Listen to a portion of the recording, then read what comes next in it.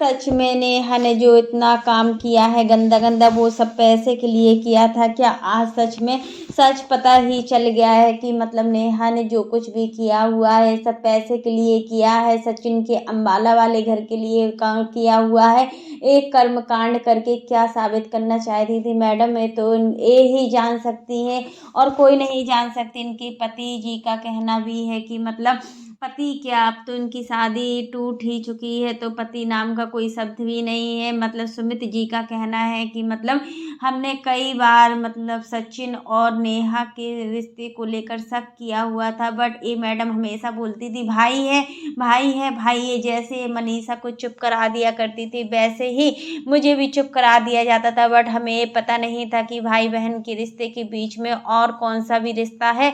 और सच में आज जो भी हुआ ना बहुत ही गलत हुआ है। सगाई मतलब अभी सगाई जो मैडम ने लाइव में आकर बोला है सचिन और मनीषा के जो रोमांटिक की वजह से इन्होंने जल्दी से चिढ़ की वजह से लाइव में आकर रोना धोना बताया। हाँ मान सकते हैं मैडम उस समय बहुत ज़्यादा दुखी थी, उनकी आंखों से दिख रहा था सच में कि दर्द क्या होता है। इस कंडीशन में लग रहा था कि ऐसा कोई भी कदम ना उठा ले जो मतलब उनकी बेटी के लिए ठीक ना हो और उनके परिवार के लिए ठीक ना हो। बट यहाँ पर नेहा पूरी तरीके से गलत है। तुम्हें पहले से पता था कि जिस रिश्ते में हम फंसने जा रहे हैं उसकी ऑलरेडी वाइफ है और उसकी ऑलरेडी वाइफ होने की वजह से उसमें तुम्हारी क्या ज़रूरत थी? ये चीज़ तो बहुत सोच समझ कर ही फैसला लेना था। बट यहाँ पर मतलब जब सेकंड मैरिज होती है ना तो सच में किसी को पता भी नहीं चलता है कैसे छुप के शादी हो जाती है। यहाँ तो पहले इतनी धूमधाम से इंगेजमेंट हुई, आखिर इससे भी इन्होंने लाखों की कमाई की है, 10 से 12 लाख की कमाई की हुई है सोशल मीडिया से। इनके व्यूज देखकर आप अनुमान लगा ही सकते हैं कि इन्होंने कितनी कमाई की होगी। पब्लिक कोई पागल नहीं है। ऑडियंस को आपने क्या बेवकूफ़ समझ रखा है कि जो ऑडियंस कुछ जानती ना हो? और मतलब इन सब चीज़ों के पीछे हर चीज़ में मतलब लग रहा है कि अब तो सच में सुमित जी बहुत ही अच्छे इंसान है। जो अभी तक उन्होंने रिश्ता नहीं तोड़ा है, उनकी तरफ से कोई भी रिश्ता नहीं टूटा है, ये तो बिल्कुल हम समझ सकते हैं। क्योंकि इंस्टाग्राम पर उन्होंने रिप्लाई भी दिया हुआ है कि मतलब कि मेरी तरफ से कोई भी रिश्ता नहीं टूटा है बट मेरी सगाई शादी टूट चुकी है। अब ये सब कुछ किया है तो नेहा की वजह से ही हुआ है, क्योंकि अगर सुमित की वजह से ये सब चीज़ होता तो फिर इंस्टाग्राम में फ़ोटो और वीडियो अभी तक क्या कर रहे हैं? जब किसी के साथ सगाई या शादी टूट जाती है तो उसके बाद उस इंसान को वो ब्लॉक ही कर देता है, उसकी एक एक चीज़ वापस कर देता है, उसकी पिक भी डिलीट कर देता है। तो ये तो सोशल मीडिया है। सोशल मीडिया पर इतना दिखावा कोई कैसे कर सकता है? ये तो नेहा के अलावा कोई भी नहीं समझ सकता है। नेहा ने सच में दिखावा किया है अपनी लाइफ का, तो इस वजह से उसकी पूरी लाइफ स्पॉइल हो गई है और आज कहीं भी निकलने के लिए भी मुंह नहीं उठा पा रही है। हर जगह मुंह झुकाकर निकलना पड़ा। यहाँ तक कि पूरी तिवारी फैमिली घर के अंदर पैक है, कोई घर से बाहर नहीं निकलता है, क्योंकि बाहर निकलेगा तो पब्लिक है, पब्लिक तो पूछेगी ही। और मतलब इनके रिलेटिव्स भी हैं, सारे रिलेटिव्स भी जुड़े हुए हैं सोशल मीडिया से। तो बहुत ही गलत काम हुआ है। और जिस तरीके से मतलब सचिन ने मनीषा को बेवकूफ़ बनाया है तो सच में ऐसा हस्बैंड तो किसी का ना हो जो मतलब अपनी वाइफ को पीठ पीछे कितना बेवकूफ़ बनाता था। और इन सब चीज़ों में सचिन भी अपनी कमाई कर रहे हैं, ऐसा नहीं है कि सचिन अपनी कमाई नहीं कर रहे हो। एक घर से 6-6 7-7 वीडियो आते हैं ऑलरेडी, एक एक 2-2 घंटे के अंदर। मतलब ये क्या है? सोशल मीडिया से कमाई करने का जरिया है, सोशल मीडिया से बहुत कमाई की हुई है। बट यहाँ पर मनीषा पूरी तरीके से ठीक है। अब मनीषा को ऐसा मतलब अच्छे से रखा जा रहा है कि मतलब उसको कोई भी प्रकार का डिप्रेशन ना हो, क्योंकि मनीषा ने ऐसी ऐसी स्थितियां देखी है ना, जो स्थितियां कोई भी लड़की देखती ना तो एकदम से टूट जाती और अपने हालातों से लड़ भी नहीं पाती। यहाँ पर तो बात होती है कि अब अंकल जी की, और अंकल जी की तबीयत भी बिल्कुल ठीक नहीं है, मतलब उनका स्वास्थ्य बिल्कुल ठीक नहीं चल रहा है। उनको भी आंटी जी को दिखाना था चंडीगढ़ के हॉस्पिटल में। इन सभी चीज़ों की वजह से, घर के इन सभी हालातों की वजह से अंकल जी को भी नहीं दिखा पाए हैं। तो यहाँ नेहा का मतलब पूरा ही ड्रामेबाज है, मतलब हर चीज़ में। जब सचिन के साथ तुम मस्ती करती थी, घूमती थी फिरती थी, तब मनीषा कितना रोती थी, तड़प तड़प कर रोती थी। तब तुम्हें उसका दुख दर्द नहीं समझा जाता था कि आखिर एक पत्नी पर क्या बीतती होगी जब वो अपने ही पति को किसी दूसरी औरत के साथ देखता है। लेकिन आज जब तुम मनीषा और सचिन का प्यार देख रही हो तो तुम्हें जलन हो रही हो, तुरंत कम्युनिटी डल गई कि मैंने शादी तोड़ दी है, मेरा रिश्ता टूट चुका है। मतलब शादी टूटने का मेन रीजन नेहा की तरफ से अभी सुमित महल की तरफ से कोई भी ऐसा उन्होंने डिसीजन नहीं लिया है कि वो शादी तोड़ दी है कि क्या है, जो भी है अभी घर वाले पूरा जो है सदमे में है। घर की स्थिति बिल्कुल ठीक भी नहीं है। सुमित महल ने घर से बाहर निकालना बंद कर दिया है और घर से बाहर निकलते ही नहीं है। ये लोग अब घर के अंदर ही पैक रहते हैं। तीनों फैमिलियों में मतलब 2 फैमिलियां तो पूरी तरीके से सदमे में है। जो है राज फैमिली में मनीषा पूरी तरीके से मानसिक रूप से खराब है और सुमित महल की फैमिली यहाँ नेहा की फैमिली भी परेशान है। तीनों फैमिलियाँ बहुत ज़्यादा परेशान चल रही हैं। इन सभी चीज़ों की वजह नेहा और सचिन ही है। मतलब इतना कुछ होने के बाद भी मतलब सुमित महाल नेहा आशीष तिवारी को पूरा 2 साल से जानते थे। जब कोविड आया था, कोविड के टाइम से ही जब उनके पति आशीष जी की डेथ हुई थी उसी समय से वो जानते हैं, क्योंकि इनके चैनल में कोई प्रॉब्लम आई थी। उस प्रॉब्लम का सॉल्यूशन निकाला था वो सौरभ, सुमित और सचिन ने ही निकाला था। तभी से सचिन और नेहा का मतलब अच्छे से जान पहचान हो गई और ये लोग बात भी करने लगे थे।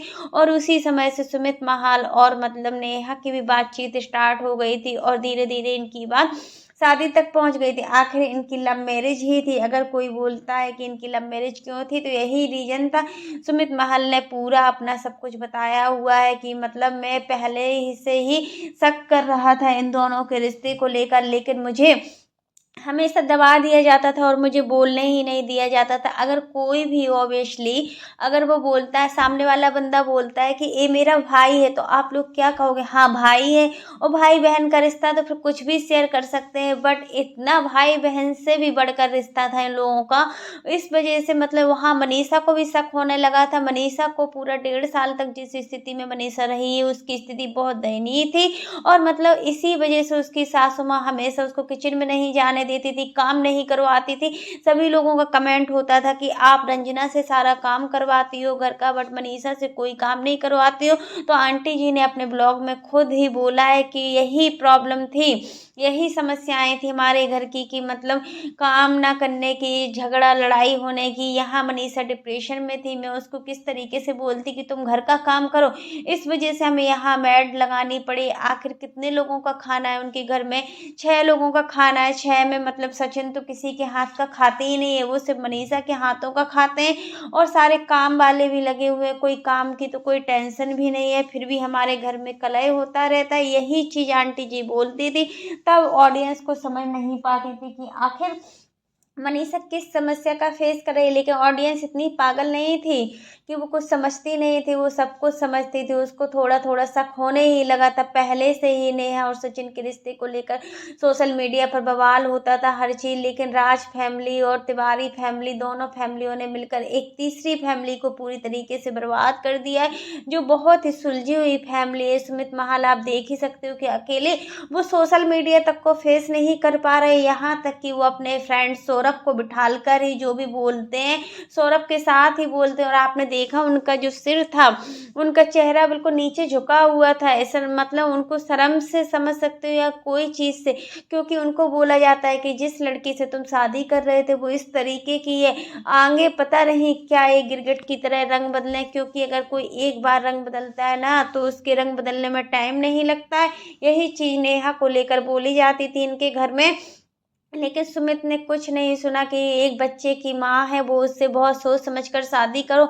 लेकिन माँ भी एक हार गई अपने बच्चे की खुशी को लेकर। आखिर बच्चे की खुशी नेहा में ही थी।